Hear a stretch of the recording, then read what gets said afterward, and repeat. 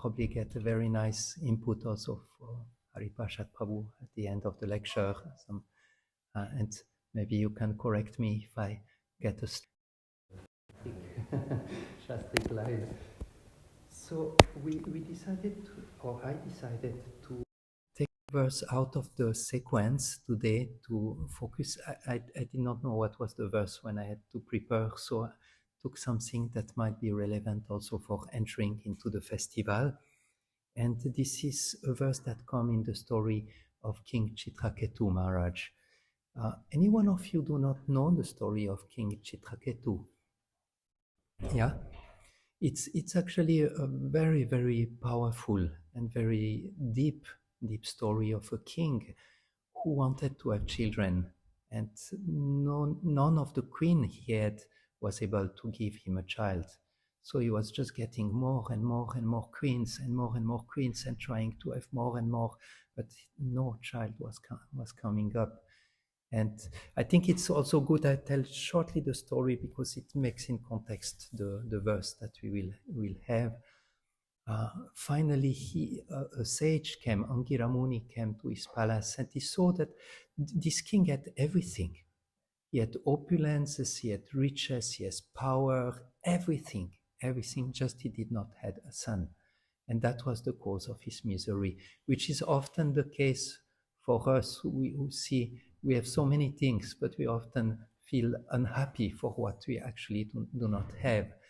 And finally, a sage came, Angira Muni, and when Angira Muni looked at the king, he could immediately see that the king was in total distress. There Prabhupada writes that for a saint, when he look at the face of someone, he see that the face is the index of the mind. And just by seeing the face, a sadhu will be able to understand what is the state of consciousness. So Angira Muni understood what was happening, and he decided to not preach to the king that he was maybe in a wrong consciousness, but say, I will give you the blessing, you will get a child. But this child will give you great happiness, but also great distress. And King Chitraketu thought, it's okay, little distress, it's fine. Maybe my son will not be so obedient or something like this, but no problem. At least I will have a son. And then very soon after, the son was poisoned by the co-wives, who were actually very envious of the wife who got the son. And then the king got again the darshan of Angira Muni and Narada Muni, who were at that time preaching to him. And at that time, the king was so miserable for having lost his child that he was actually ready to get the teachings of Angira Muni and Narada Muni. And guess what? Narada Muni and Angira Muni managed to revive the son of the king, who started to speak to the king and say, you think you are my father? But actually, I had so many fathers in so many lives, even in animal forms. And now you think you are my father? It's not, you are just shortly my father, but it's not the real things. And the whole point of the lecture, actually, and the point, it's that actually we are spiritual souls and we are not the material body. And I know for some of us, when we hear that, we feel uncomfortable because we have heard so often, and it's still so difficult to actually be away from the mind and the body and being identified as a spiritual soul. So we will touch on that. I remember a few times when His Holiness Sachinandana Swami came for festivals in Golokadam, he spoke about this point as entering the festival, to enter actually in the right foundation.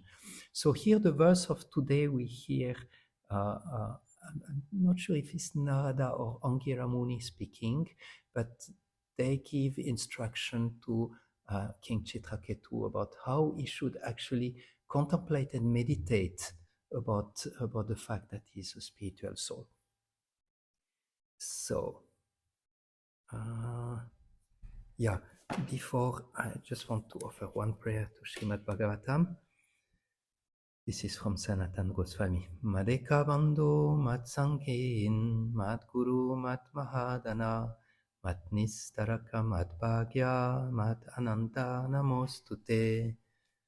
O Srimad Bhagavatam, O my only friend, my companion and my teacher, O my great wealth and deliverer, O my good fortune and bliss, I offer respectful obeisances unto you.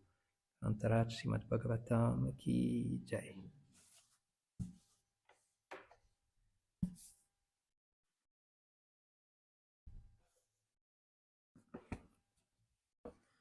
So I would like to do first the word by word translation, so that when we recite the verse, maybe some of the Sanskrit remain and you know a little bit the significance. So please repeat after me. Tasmat. Therefore. Svastena. With a careful. Namasa. Mind. Vimshraya. Considering. Gatim. Real position. Atmana. Of yourself. Vaite.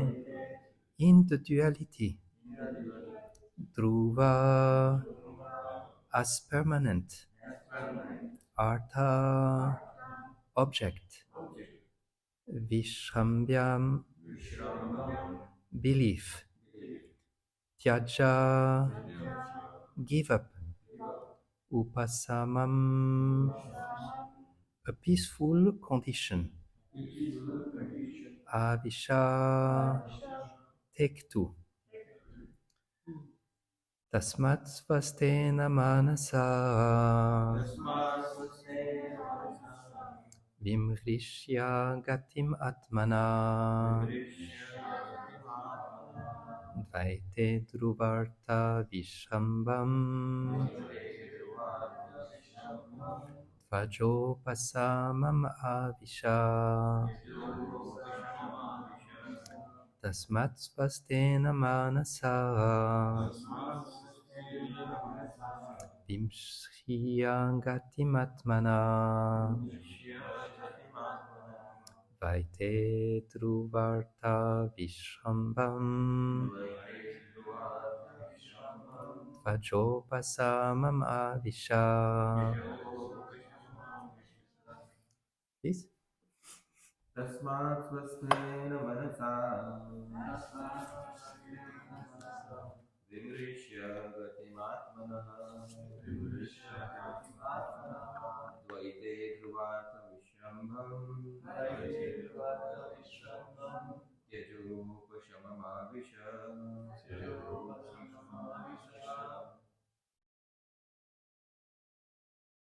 Someone else? Tasmat svastena manasa Svastena manasa. Vimrishya Atmana.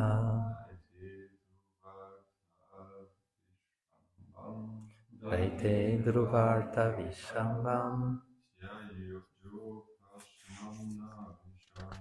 Vajopasamam avisha.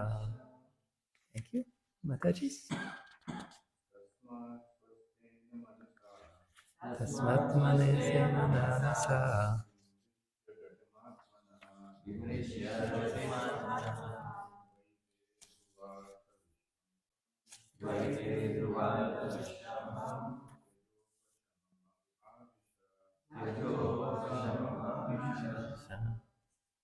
Thank you. So this is Angira Muni speaking. So he's speaking to the king. We can imagine the king is extremely depressed, extremely hurted that his son, what he had hoped for so long, just now died. And Angira Muni is giving him the knowledge of the eternity of the soul. So the King Angira Rishi said, "Therefore, O King Chitraketu, carefully consider the position of the Atma. In other words, try to understand who you are, whether a body, mind, or soul. Consider where you have come from, where you are going, after giving up this body and why you are under the control of material lamentation. Try to understand your real position in this way. And then you will be able to give up your unnecessary attachment. You will also be able to give up the belief that this material world or anything not directly in touch with the service of Krishna is eternal. Thus, you will obtain peace. Purport: the Krishna consciousness movement is factually endeavoring to bring human society to a sober condition. Because of a misdirected civilization, people are jumping in material life like cats and dogs, performing all sorts of abominable, sinful action, and becoming increasingly entangled. The Krishna consciousness movement includes self-realization because one is first directed by Lord Krishna to understand that one is not the body, but the owner of the body. When one understands this simple fact, he can direct himself toward the goal of life. Because people are not educated in terms of the goal of life, they are working like madmen and becoming more and more attached to the material atmosphere. The misguided men accept the material condition as everlasting. One must give up his faith in material things and give up attachment for them. Then one will be sober and peaceful. The verse one more time. Therefore, O King Chitraketu, carefully consider the position of the Atma. In other words, try to understand who you are, whether body, mind, or soul. Consider where you have come from, where you are going after giving up this body, and why you are under the control of material lamentation. Try to understand your real position in this way, and then you will be able to give up your unnecessary attachment. You will also be able to give up the belief that this material world or anything else connected that is not, or anything not directly in touch with the service of Krishna is eternal. Thus you will obtain peace. If you want, you can sing with me. Om Jnana Timirandasya Jnananjana Shalakaya Chakshurum Militam Yena Tasmai Shri Gurave Namaha Sri Chaitanya Manobishtam Stapitam Yena Bhutale Swayam Rupa Kadamayam Dadati Svapadantikam He Krishna Karuna Sindhu Dinabandho Jagatpate Gopesha Gopika Kanta Radha Kanta Namostute Tapta Kanchana Gourangi Radhe Vrindavaneshwari Vrishabhanu Sute Devi Pranamami Haripriye Chakalpatarubhyasya Kripa Sindhubhya eva cha Patitanam Pavanebhyo Vaishnavebhyo Namo Namaha Jaya Sri Krishna Chaitanya Prabhu Nityananda Shri Advaita Gadadara Shivasati Gaura Bhaktavrinda Jayatam Suratopangor Mamamanda Matergati Matsarvasva Padambujo Radha Madana Mohano Hare Krishna Krishna Krishna Hare Hare Hare Rama Rama Rama Hare Hare. I was born in the darkness of ignorance, but my spiritual master, with the torchlight of knowledge, has opened my eyes. Therefore, I offer him my respectful obeisances.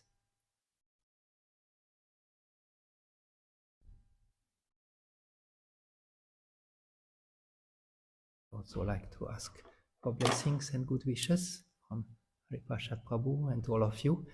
I hope I will be empowered to say something relevant today. And I'm very, very grateful to Haripashat Prabhu. I have learned a lot, really a lot, by following your lecture and hearing your lecture. And I very often can quote from you in the when I can give lecture. And yeah, we could be doing so many things. We could be running around. We have so many activities that we usually do. To take this time of just sitting down to hear Srimad Bhagavatam is actually a great, great blessings, and it's very, very nice that we have this opportunity. Okay, so this is a very, very deep verse that Angira Muni is speaking, because he's asking the king to be introspective. He's asking the king to think very, very deeply. So we will see today how actually here I get my notes. By reflecting deeply about our spiritual identity, that we actually real life begins when we are contemplating on our real spiritual identity. We will see the importance of being reflective in our spiritual journey. We will see how spiritual identity is the foundation of our spiritual life, and at the end we'll see how we will be able to develop this spiritual identity. My spiritual master explained that when Srila Prabhupada was the last time in London, all the German Yatra went to see Prabhupada, and they were all in a darshan group in the room. And Prabhupada was very emaciated, very thin. He was close to leaving this world. He had like black glasses because his eyesight was very fragile. And when all the devotees came in the room, they were shocked to see Prabhupada in such a state. And Prabhupada was actually challenging them. He saw how moved they were to see Prabhupada in such a state. And Prabhupada asked them, did you understand our philosophy? What is the essence of our philosophy? And devotees were trying to give some guess. Sarvadharma parityaja, we should surrender to the Supreme Lord, we should give Krishna consciousness to everyone, but Prabhupada wanted something else. And then Prabhupada gave himself the answer and said, first of all, you have to understand that life is eternal. And he could see that they were not grasping. Of course, they were so much attached to Prabhupada that it was natural they will feel like this. But Prabhupada wanted to really imprint in the consciousness of his disciple that you have to understand this point that life is eternal. First, on this point of being reflective, because that's really what Angira Muni said. You have to think deeply, reflect, ponder upon the fact that you are a spiritual soul. And I think this is like a very, very deep point. Who of you will guess a verse from Bhagavad Gita where Krishna is speaking of being introspective? I'm sure Haripashat will find it. Yes, Param Karuna Prabhu. At the end, when he says, Asheshena, like think about everything, only you, then Yeah, very good, very good. At the end, after giving you all knowledge, Krishna said, now you think of it and you decide what you want to do. There is also in 269, when Krishna speaks that what is night for the beings in the time is the time of awakening for the self-controlled. And the time of awakening for all being is night for the introspective sage. And that's actually a very beautiful quality of the devotees, that they become very reflective, very introspective. And often when we hear that we are not the body, our mind switch off. Our mind, oh, I've heard it so often, and we are uncomfortable with this, but we actually should contemplate on this. And my spiritual master was writing an article where he said that there are many different levels of realization. So maybe intellectually we know, yes, I'm not the body, but how deep we have actually realized this topic. And I was thinking also on this topic of being introspective. So often in our spiritual life, we are on the automatic pilot. We are just doing the routine. We are just doing automatically what we are supposed to do. And especially in our spiritual practice of the chanting of the holy name and many of the services where we do it, but we are not actually present. And there we need to reflect. We need to introspect who I am, how I'm doing that service, how for whom I'm doing that service. So this part of introspection is just such a deep foundation for us to be able to offer proper service in our spiritual life. Now, the foundation, how this understanding of our spiritual identity is the foundation of our spiritual life.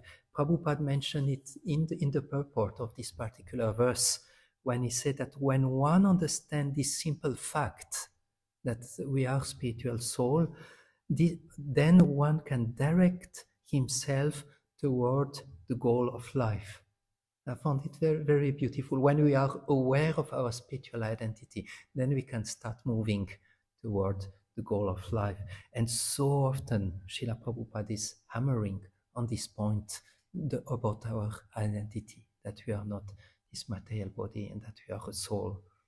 In Beyond Birth and Death, in chapter 1, Srila Prabhupada writes, the very first step in self-realization is realizing one's identity as separated from the body. I am not this body, but I am a spiritual soul, is an essential realization for anyone who wants to transcend death, and enter into the spiritual world. Interesting, huh?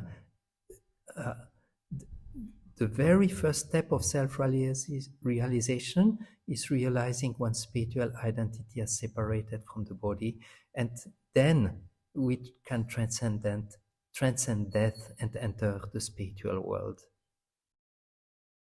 In the same article I was mentioning before, His Holiness Sachinandana Swami was saying that the 98% of our time we are in illusion. And this is the illusion that we think we are actually our mind, that we are our body. But when we think, we are thinking that I am so and so, I am this body, I'm so many years old, and like this. So we are very, very, very often in this illusion of the false identity that we have. I don't know if you, as I often tell this is a joke that Amarendra Prabhu was telling about the identity of who we actually think we are. I think I mentioned it a few times, maybe some of you heard, but it's the Prime Minister who is going to visit a crazy house. I don't know, that's maybe not so polite way of saying a house for persons who are crazy. Is there like a better word usage of mental hospital? Let's say mental hospital. So the Prime Minister comes he's just at the entrance of the mental hospital, and one of the patients is getting released, it's just coming out. So he starts to speak with the Prime Minister, say, oh, you are coming out, so wonderful. And the man say, yes, I'm cured, wonderful. And then the patient, he asked the Prime Minister, who are you? And the Prime Minister says, I am the Prime Minister. And the patient became very sober. And he looked at the Prime Minister and said, I also started in this way. So then the Prime Minister go inside and he see two two patients there, and he asked one of them, because he had a strange posture. He had his hand in his blue blouse like this, hemd in German, and he said, "Who are you?" And the man say, "I am Napoleon." And the prime minister asked, "Who told you that?" And he said, "God told me." And then the next patient next to this one say, "I never told him that." So it's a funny story, but shows that we are so often in this situation that we think we are this one or that one. We are actually in the false identification. And there are actually many quotes. Actually, our whole philosophy is just so much based on this principle of understanding our role, our real identity. Srila Prabhupada was saying that actually, if we want to enter the spiritual world or connect with the spiritual level, we also have to become spiritual ourselves. And he will give this example that Prabhupada will say, without becoming Brahman, one cannot approach the Supreme Brahman. And he will give the example like, if you want to enter fire, you have to be fire, and then you can enter this fire. So that means if we want to connect with Krishna consciousness, we have to connect with our real spiritual identity, and from there we can really approach the Lord. Maharaj Sachinandana Swami was saying this principle is as important as our next breath.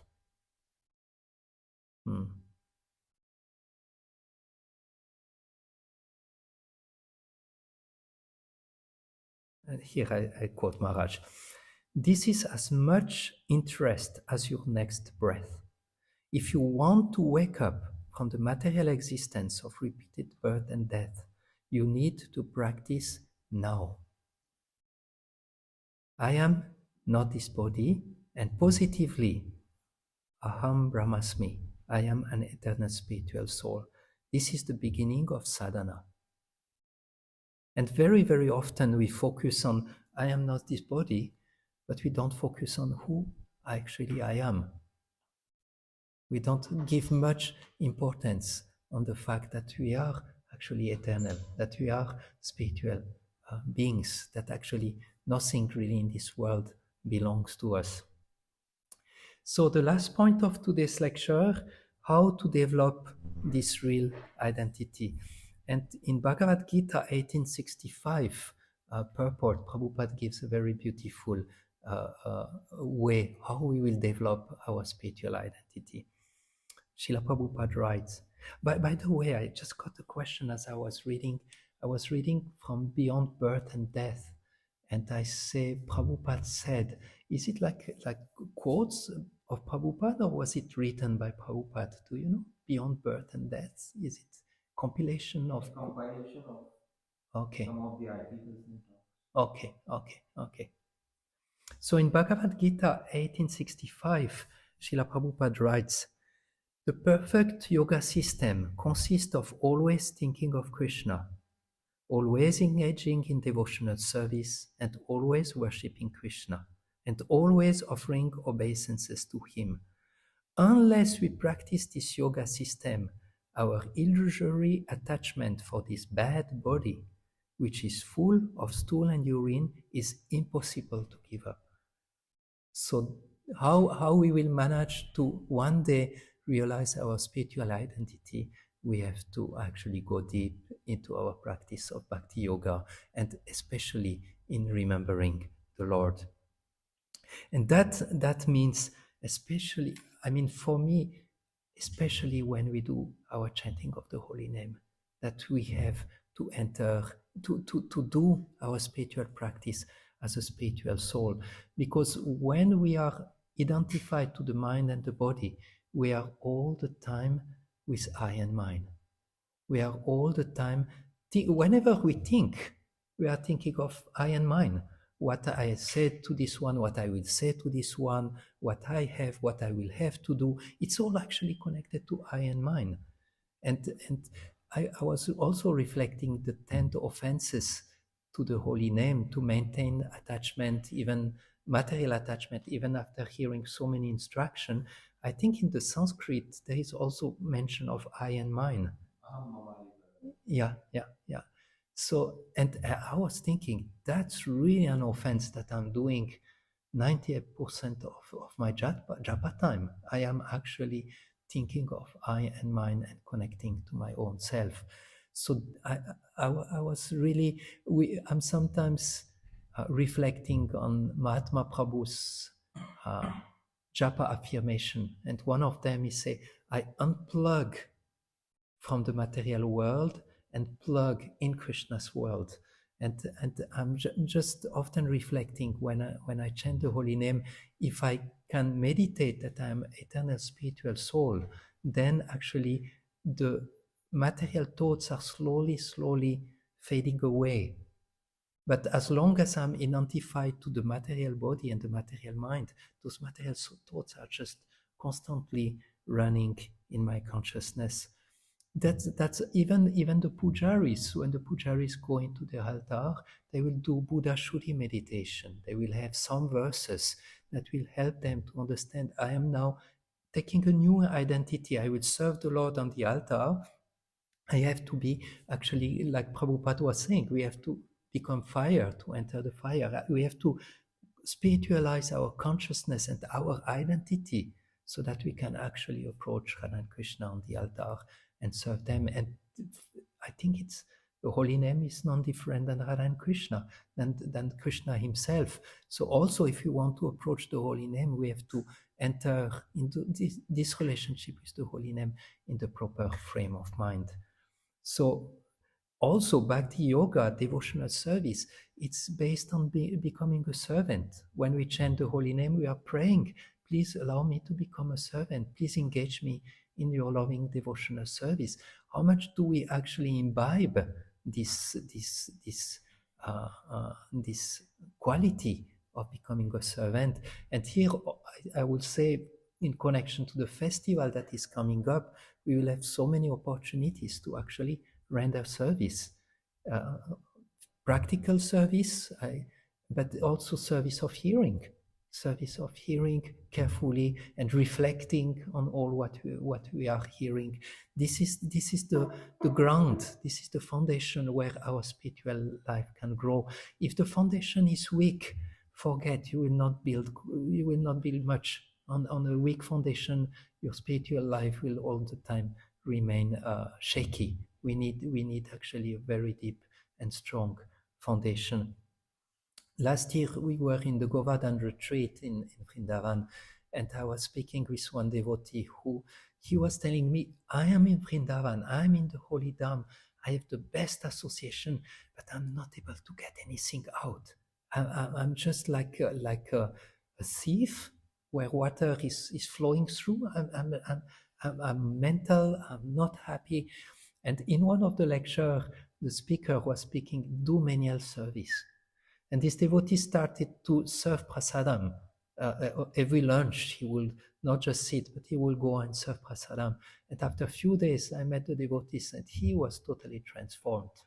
And this attitude of serving the Vaishnavas and pleasing the Vaishnava, especially in festivals like this one, will just give you the ability to actually absorb very, very nicely all what you hear. And this verse also we find in Srimad Bhagavatam 1 to 16, when Shukadev Goswami said that, actually I quote, he said to Maharaj Parikshit, by serving those devotees who are completely freed from all vice, great service is done. By such service, one gains affinity for hearing the message of Vasudeva. Okay, so the first answer, how do we develop this spiritual identity? Full power in Bhakti Yoga, and work on this attitude of being a servant, of entering this mood of servant. And the next one, the next thought is learn to be introspective. And that's what Angira Muni is telling you. Meditate, contemplate of who you actually are. And what I would like to say is there are so many verses that one can learn, that one can contemplate on, that will help us to go. You just go Bhagavad Gita chapter 2. It's just like a flow of verses that speaks about our real identity. What do we do with those verses? Do we just read them and keep reading? And we have to keep them. We have to contemplate and think deeply on them. And when we learn them by heart, I'm not a good example because I'm not able to quote so many verses, but there are few that are very key in my spiritual life that I managed to learn, and they help me. They are my guides. They are my support in my spiritual life. So if we learn those verses about spiritual identity and contemplate and chew on it, they become actually our reality. They will help us tremendously.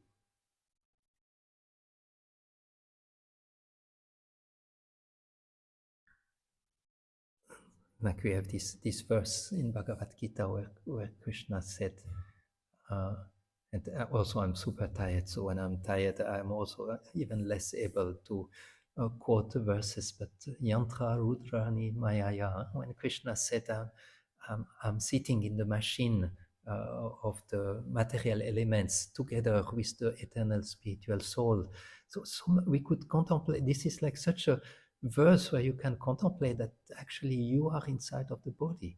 The body is, you are actually together with Krishna, sitting inside of the body, and you are just giving instruction to the body. Move in that way, do this, do that. It's just like such a practical and amazing meditation.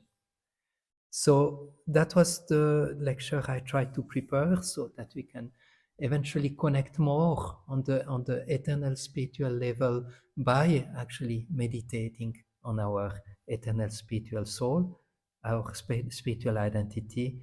There was the importance of being reflective, so that will bring us our spiritual life into a deeper level. Uh, Spiritual identity is a foundation of our spiritual life. Only on a proper foundation we can build something strong. And how to develop our real identity, go deeply into your practices of devotional service, application of devotional service, and meditate on verses that will help you to realize that. So thank you for your attention.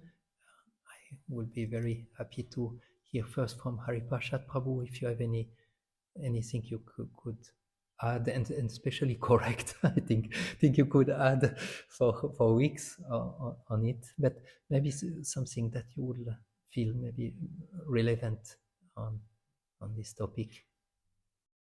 Thank you so much, Prabhu. It was wonderful to hear from you. Simply, your voice is very nice. And I'm very happy to see you and hear from you. And I like the point when you said that this was Srila Prabhupada's main instruction, especially when he was leaving this world, that you are not this body. Try to realize that you are eternal. Obviously, I personally also would like to discuss with you, and maybe you also can offer your thoughts, because you said most of the times we are thinking in terms of I and mine. So, what according to you is the issue if after initiation and after having taken the label as Das, one thinks in terms of I and mine? So, when we say we are not this body, should we stop thinking of ourselves completely, even as a sadhaka, in terms of I and mine? Or is it okay according to you that we can think in terms of I and mine in the identity of being a sadhaka? So I'd like for you to churn it further. What do you think? Yeah, super, wonderful. We can, everyone understood the question. it's we cannot kill our identity, and the identity has to remain, but we have to enter our spiritual identity as a sadhaka, as a servant of the Lord. Yes, this definitely needs to stay. We cannot remove the identity, but we have to get it in the right. I like sometimes this analogy of the snake who needs to change his skin. He has to find something that is a little rough and goes, and it takes time for the snake to get out of his skin. And I'm sometimes thinking that we have to get out of this material I and mine conception of false identity to actually be the real identity coming out, the real servant of the Lord. Is that okay? Yes, Prabhu. I mean, wherever I go nowadays, most of the times I'm thinking I'm Hari Parshad. I'm not thinking in terms of my civil name. I could say my civil name is my false identity. Yeah. But if I'm thinking that I'm Hari Parshad, I'm going here and I'm about to do this seva, I'm about to do that seva. This seva belongs to me. This devotee is dear to me. Because when we say you are not this body, it's a statement of negation. And impersonalist could also say the same, that you are not this body. But an impersonalist doesn't give the positive side of the what I am getting. So that next logical question. So I am thinking that should devotees absorb themselves in thinking in terms of I am, if they think of themselves as so and so das or so and so. And I'm just myself meditating on it. It's not a question. It's something which I'm meditating upon. Because finally, even as a sadhaka, from a sadhaka, you have to attain the position of a siddha, perfect person. So the sadhaka body is also used as a platform to attain a higher position. But at least it protects us from thinking in terms of I and mine in the world outside. Those are some of the thoughts which went in my mind when I was hearing what you said. Yeah, very beautiful.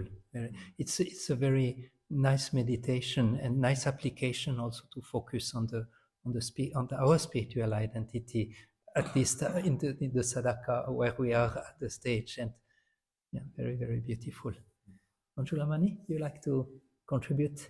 No, it was just yesterday I was reading the introduction to the Bhagavad Gita, and Srila Prabhupada, he's speaking about Arjuna. He would fight anyway because it was his nature. So the whole thing, the Bhagavad Gita is helping Arjuna to change this, that his fighting is being for Krishna. So whatever we are, it's very difficult to change what we are. But if you can be that for Krishna, then our whole identity is completely changed, because then we are connected. Then actually that fighting, Arjuna's fighting, becomes devotional service. Then our nature becomes devotional service. So I thought I was just like, again, sometimes you read something, you have heard it many times, and I kind of like woke up and thought, wow, this is so profound, because it's very difficult to change. Yeah, definitely. It's not an easy switch to do. Yeah, but to dovetail whatever we are and do that what we are for Krishna, then it changes the nature, and then we actually purify. We are doing the same activity, but that activity is purifying us. Thank you. Wonderful contribution. Maybe I take your question. I just want to see if Param Karuna Prabhu, would you like also to contribute?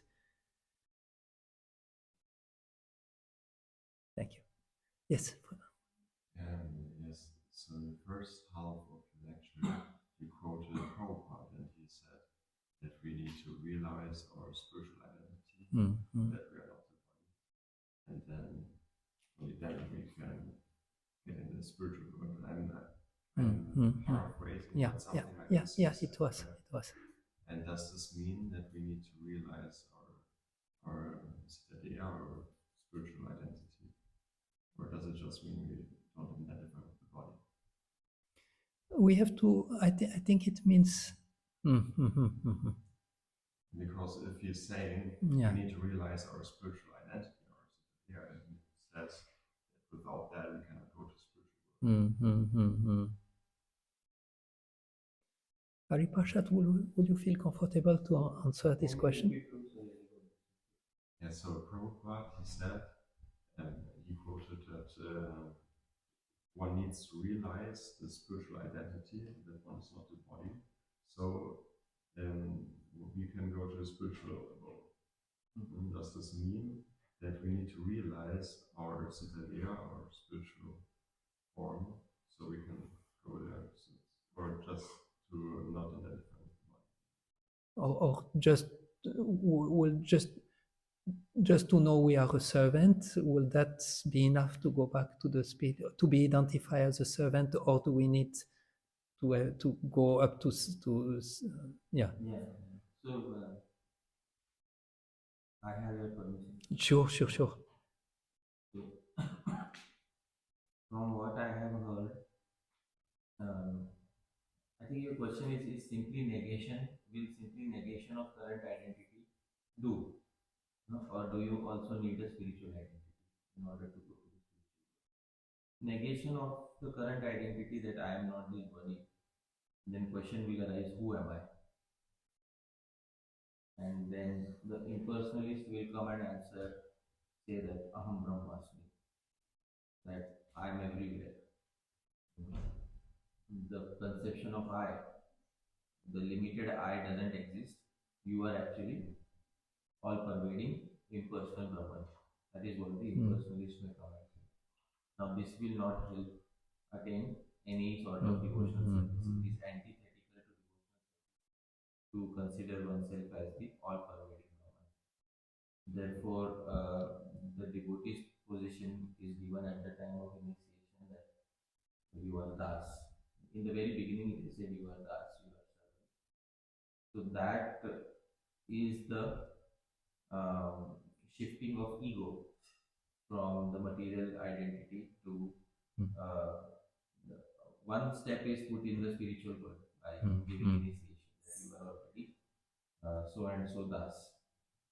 And finally, in order to enter into the spiritual world, you will definitely need a spiritual body, which in technical terms is called as Siddha.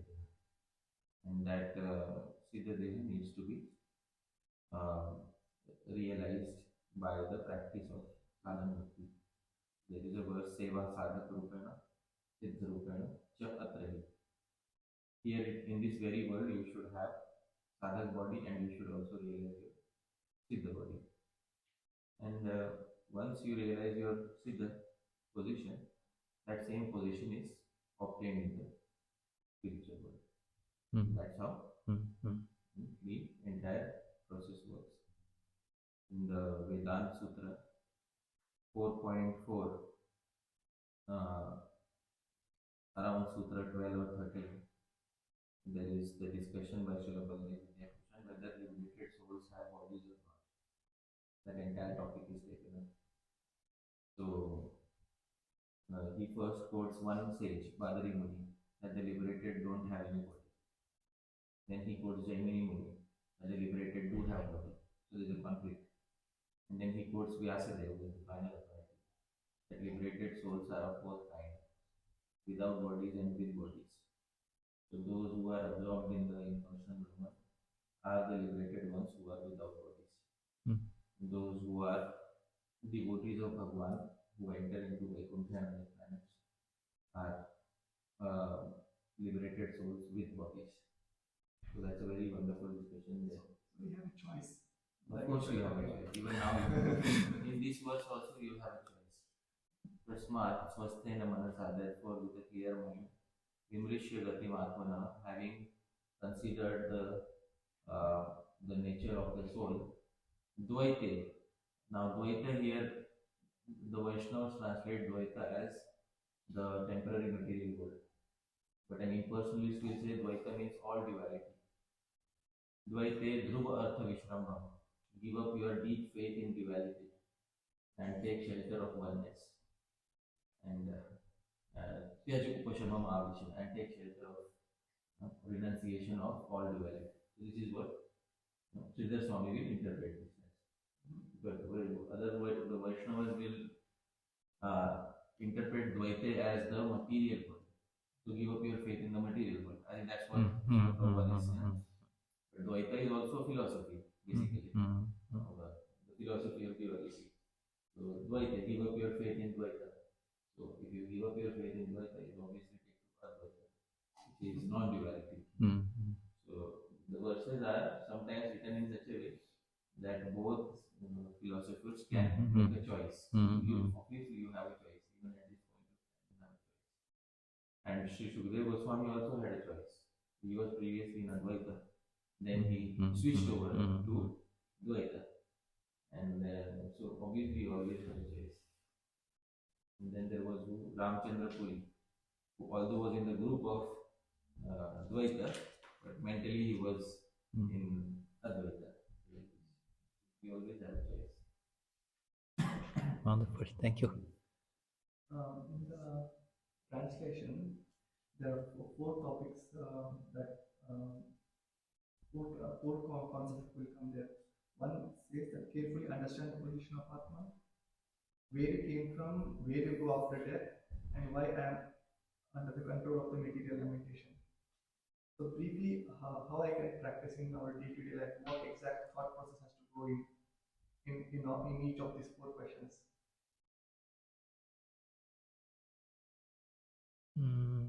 What the question would be? What thought process needs? If I want to practice this every day, suppose I want to carefully understand the position of one.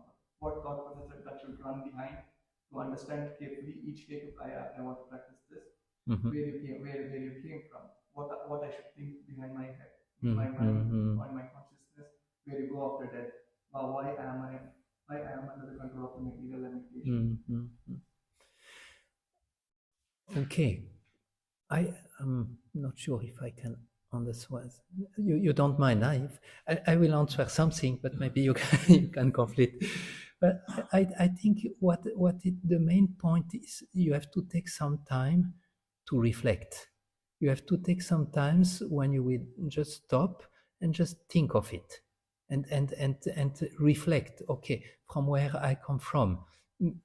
But I am agreeing, if you do that every day, from where I come from, okay, I come from, and even that actually, from where actually I come from, it's not as simple. You can definitely ponder about for sometimes.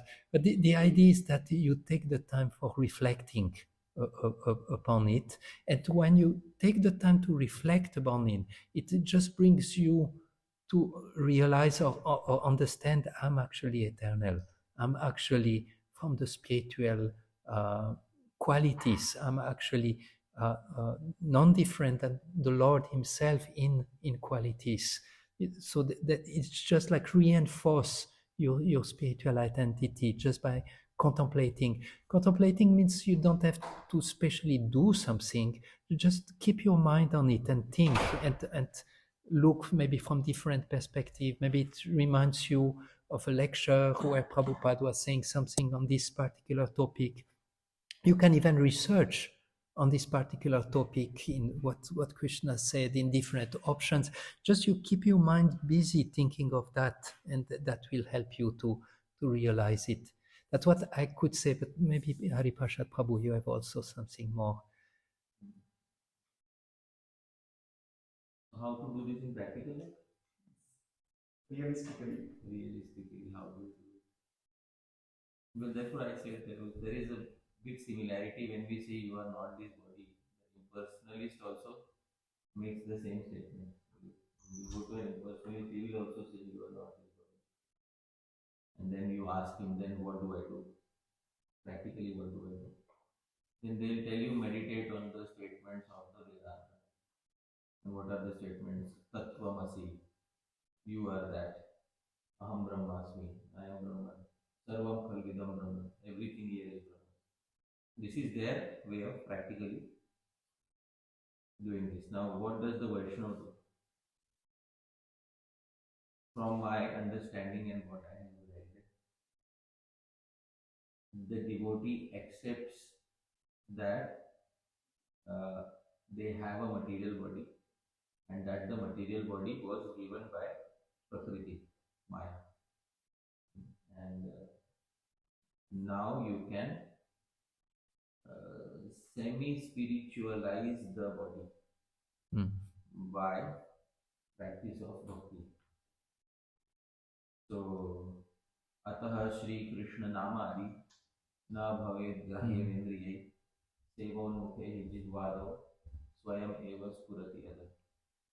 Although the name, form, qualities of Krishna cannot be grasped by the material senses, but still for one who has an inclination for seva, they manifest on your material senses, the name, form, qualities, they manifest on your material senses and they spiritualize them.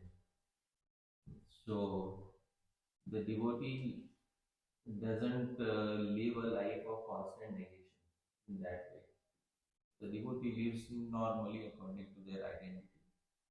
And the focus of the devotee is more on Bhagavan's Naam, Bhagavan's form, Bhagavan's pastimes.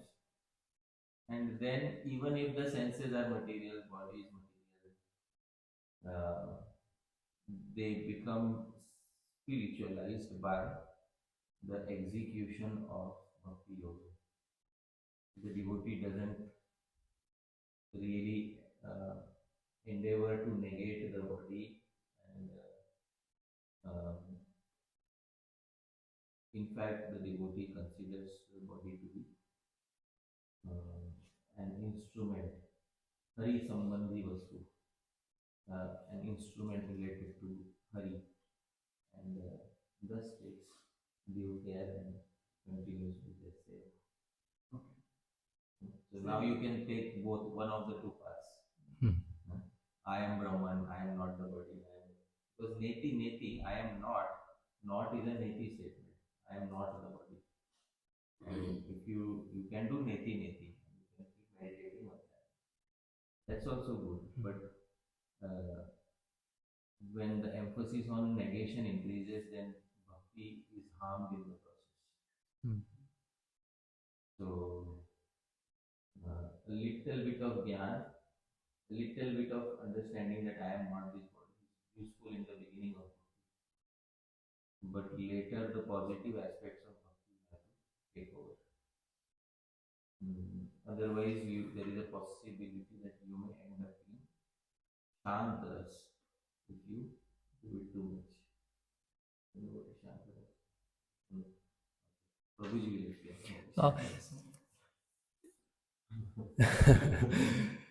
This is a mood of neutrality toward the Lord.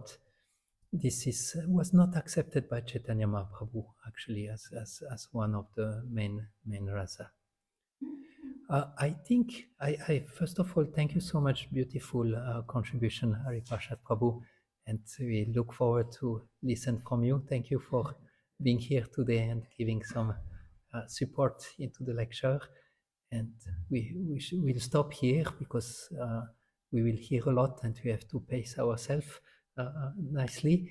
And yeah, I thank you for your attention. And we will start this afternoon at 4 o'clock with some kirtan. 4 to 6 we will have some kirtans, and 6 o'clock Hariprasad Prabhu and His Holiness Sachinandana Swami will introduce the festival to come. So I wish you a wonderful day.